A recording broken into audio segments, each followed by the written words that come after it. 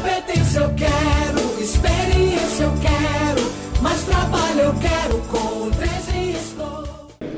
Nós vamos rapidamente recapear a Rua Amandio de Barros, vamos fazer a revitalização da Rua Amandio de Barros, que já estava no projeto, já devia ter sido feito, vamos estimular também na Major Mateus, nós vamos fazer a cobertura do camelódromo, porque fomos nós que fizemos o camelódromo, então conto com vocês aí do camelódromo para trabalharmos juntos. Vamos também dar isenção aos ambulantes da cidade de Botucatu, para que eles possam ter mais condições de trabalho, e vamos também utilizar a Guarda Municipal, não só para a segurança que foi implantada no meu governo, mas também para proibir os ambulantes que vêm de fora. Nós vamos ser implacáveis, vamos fiscalizar esses ambulantes que vêm de fora.